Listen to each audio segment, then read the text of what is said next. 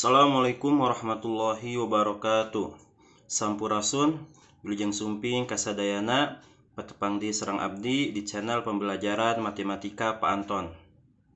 Pada video kali ini kita akan melanjutkan pembahasan tentang turunan fungsi trigonometri, di mana untuk hari ini kita akan membahas operasi turunan trigonometri.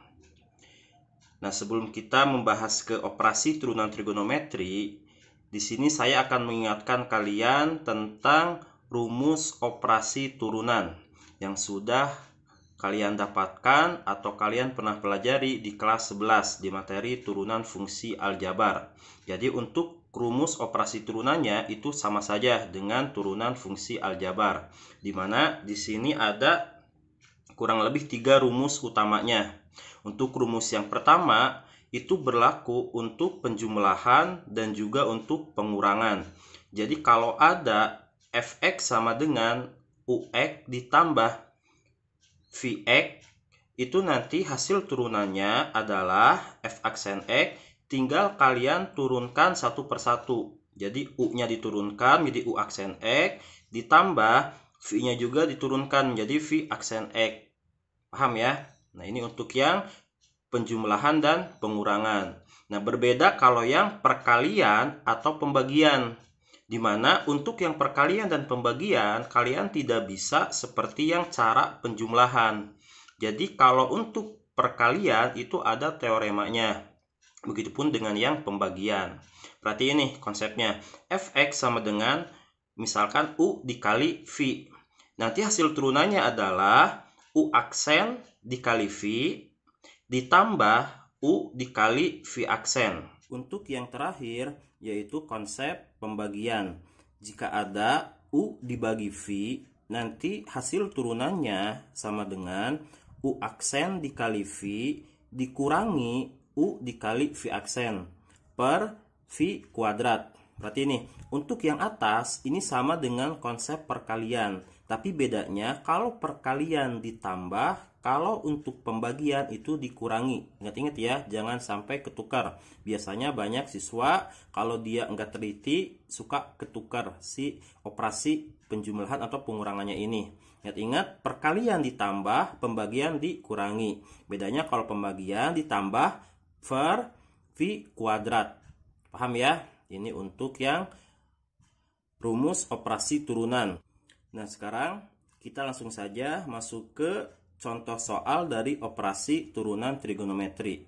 Nah, untuk soal yang pertama ini bentuk pengurangan. Jika ada fx sama dengan sin 2x min 2 cos 3x, maka f aksen x itu berapa?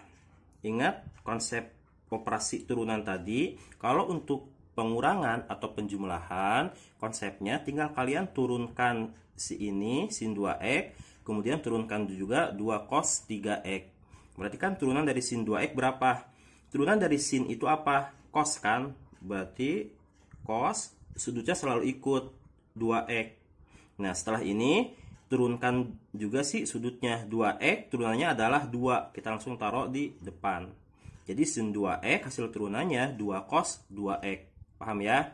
Kemudian untuk yang ini min turunan dari 2 cos 3x. Ini ada 2, kita tulis dulu 2. Turunan dari cos apa? Min sin kan? Kita taruh di sini. Min sin. Sudutnya tulis lagi 3x. Terakhir turunkan si sudut 3x ini. Turunan dari 3x adalah 3. Taruh di depan dikali sama 2.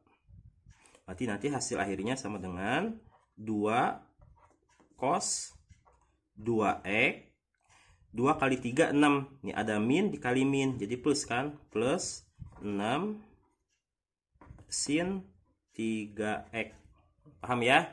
Jadi untuk yang konsep penjumlahan sama pengurangan itu paling sederhana. Tinggal kalian turunkan satu persatu.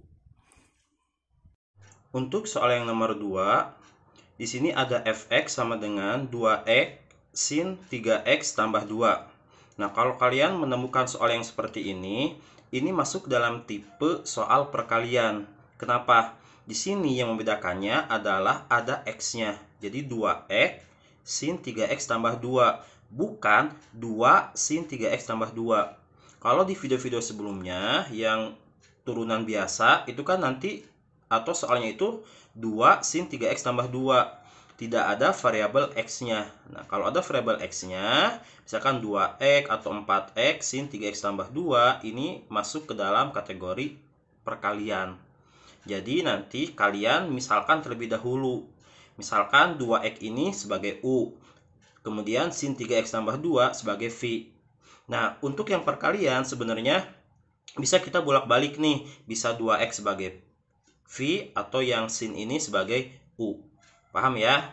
Nah, setelah ini kita tahu nih, oh U-nya 2x, V-nya sin 3x tambah 2. Tapi ingat, dalam konsep perkalian, kita tidak hanya butuh U sama V. Tapi kita butuh juga U aksen atau turunan dari U sama V aksen. Berarti kita nanti akan mencari U aksen sama V aksennya terlebih dahulu. Baru kita masukkan ke dalam rumus ini. Paham? Nah, di sini kan U-nya 2x. Berarti U aksennya sama dengan 2. Nah, di sini V sama dengan sin 3x tambah 2. Berarti V aksen atau turunan dari V-nya sama dengan, kan konsepnya, turunan dari sin adalah cos.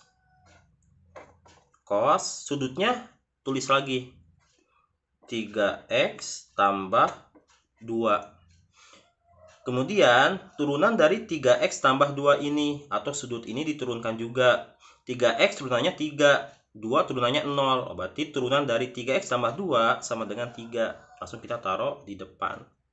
Nah, jadi V aksennya ketemu 3 cos 3x tambah 2. Paham ya? Nah, setelah ini baru kita masukkan ke konsep yang utamanya. Tadi kan di sini V aksen sama dengan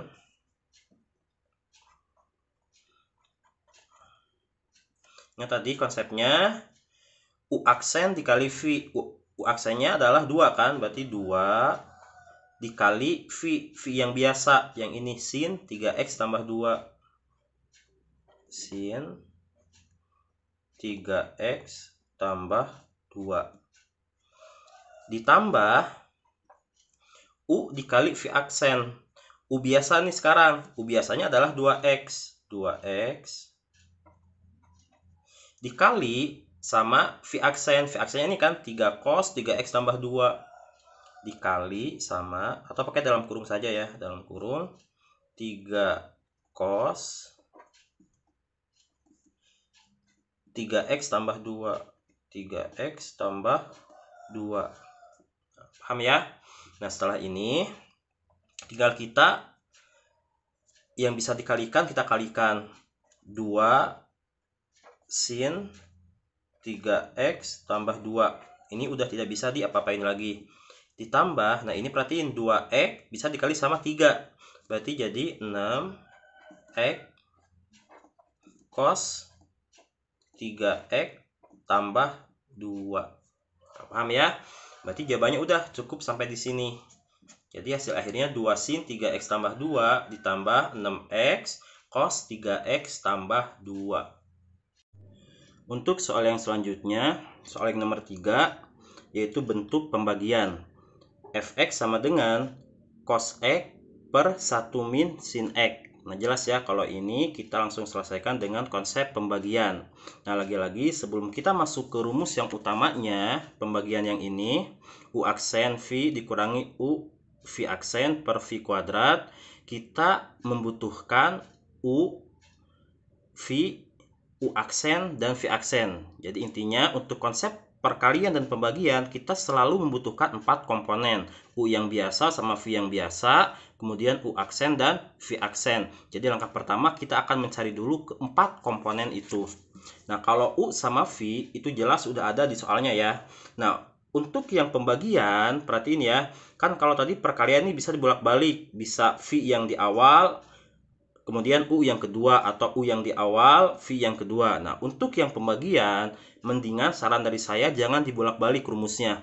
Yang atas sebagai U, yang bawah sebagai V. Karena kalau kalian nanti dibalik nih, misalkan atas sebagai V dan bawah sebagai U, nanti akan ngaruh ke perubahan rumus ininya juga. Paham ya? Jadi saran dari saya, ikutin saja rumus yang ada di sini. Atas sebagai U, bawah sebagai V, agar rumus yang ini tidak berubah. Jadi kan cos X ini sebagai U.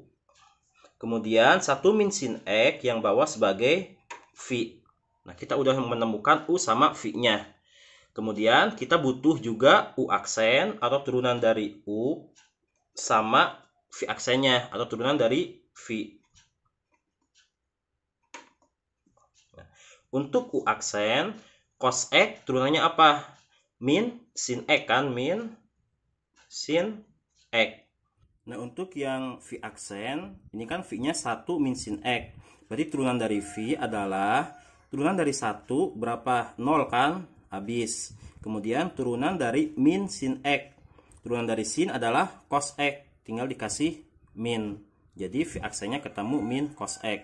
Nah, kalau kita udah menemukan 4 komponen ini, U, V, U aksen sama V aksen, baru kita masukkan ke rumus yang utamanya.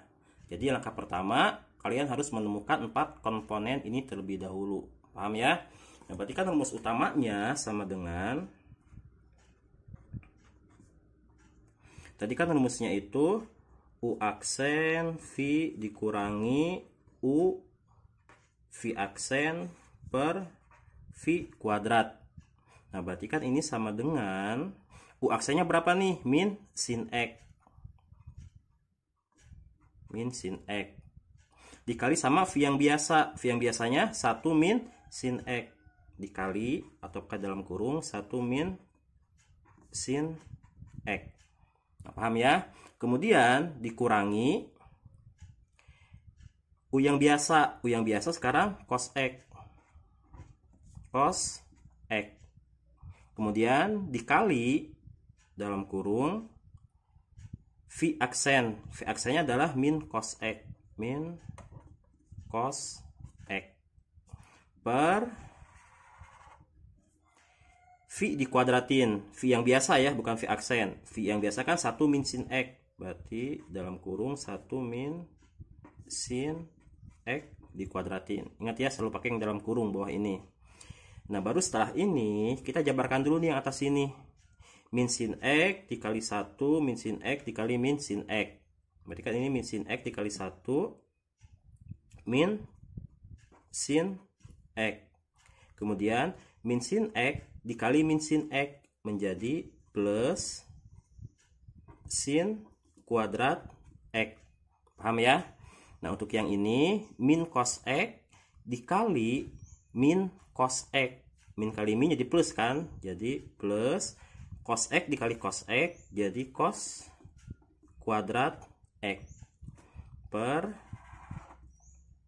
1 min sin X kuadrat. Nah, sekarang tinggal kita sederhanakan.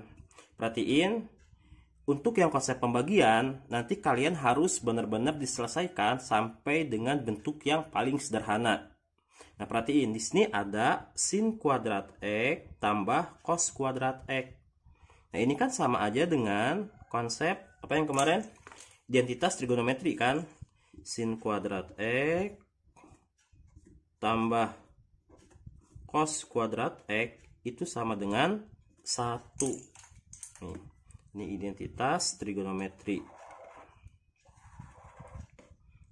Nah, berarti nanti yang ini akan kita ganti dengan 1. Jadi sama dengan, bisa dong satunya kita tulis dulu di depan nih, karena kan ini plus 1. Kemudian min sin X-nya kita tulis di sebelahnya. Min sin X. Paham ya? 1 didapat dari sin kuadrat X tambah cos kuadrat X. Min sin X dari soal yang pertamanya per yang bawah 1 min sin X dikuadratin. Udah kan, kalau udah seperti ini nih, bawah 1 min sin X kuadrat. Artinya kan 1 min sin X ini ada 2 kan. Yang atas ada 1 min sin X juga, berarti bisa dicoret. Yang bawah masih bersisa kan 1 min sin X-nya. Yang atas sisanya 1. 1 per yang bawah 1 min sin X. Paham ya? Nah, ini untuk soal yang pembagian. Jadi kalian harus selesaikan sampai bentuk yang sederhana seperti ini. Kalau udah seperti ini kan udah tidak bisa diapa-apain lagi. Nah, perhatiin ya. Untuk soal yang nomor 3 ini, atau soal-soal yang selama ini kita bahas di turunan fungsi trigonometri, itu kan pertanyaannya hanya sebatas kita mencari f aksen x, atau turunan pertama dari fx-nya ini. Nah, nanti di soal atau tipe-tipe soal yang lain, pertanyaannya ada untuk mencari nilai dari f aksen, misalkan pi per 2, pi per 3, atau pi per 6. Misalkan nih, redaksi soalnya seperti ini. Jika fx sama dengan cos x per 1 min sin x, tentukanlah nilai dari f aksen pi per 6. Nih, jadi pertanyaannya bukan f aksen x, tapi f aksen pi per 6. Nilainya berapa? Nah, tadi kan kalau pertanyaannya f aksen x, itu jawabannya dalam bentuk seperti ini kan? Masih ada sin x-nya, cos x-nya. Nah, tapi kalau nanti pertanyaannya tentukanlah nilai dari f aksen pi per 6. Nah, nanti berarti jawaban akhirnya itu harus dalam bentuk nilai atau angka biasa. Misalkan 30, 5, 3, dan lain-lain. Nah, bagaimana cara pengerjaannya? Sebenarnya pengerjaannya sama saja. Bedanya, kalau pertanyaannya tentukan nilai dari f aksen pi per 6, itu langkah pengerjaannya ada 2 tahap. Langkah pertama sama kayak mencari f aksen x. Kalau udah ketemu sampai akhir nih, ini kan misalkan nih fx-nya ini, f aksen x-nya udah ketemu 1 per 1 min sin x. Nah, berarti f aksen pi per 6 tinggal kalian ganti x yang di sini dengan pi per 6. Berarti kan ini menjadi sama dengan 1 per 1 min sin pi per 6. Nah, kayak gini. Terus 1 per 1 min pi per 6 itu berapa? 180 dibagi 6 sama dengan 30 kan? Sin 30 adalah setengah. Sama dengan 1 per 1 dikurangi setengah sama dengan setengah kan? Nah, berarti 1 dibagi setengah sama dengan 2-nya naik ke atas kan? Berarti 2. Nah, kayak gitu. Jadi hasil akhirnya ketika pertanyaannya jika fx cos x per 1 min sin x, tentukan nilai dari f aksen pi per 6. Nah, hasil akhirnya adalah 2. Jadi jawabannya dalam bentuk angka biasa, bukan dalam bentuk seperti ini. Paham ya? Itu perbedaan tipe atau model soalnya saja. Yang penting langkah pertamanya sama saja dengan konsep-konsep sebelumnya. Kalian harus bisa terlebih dahulu cara menurunkannya. Nah, sekian untuk video kali ini. Sampai di sini. Jika kalian ada yang belum paham, kalian tonton lagi videonya sampai dengan kalian benar-benar paham. Hatur nuhun kasadayana, wilujeng tepang di sareng abdi di video-video salajengna. Assalamualaikum warahmatullahi wabarakatuh.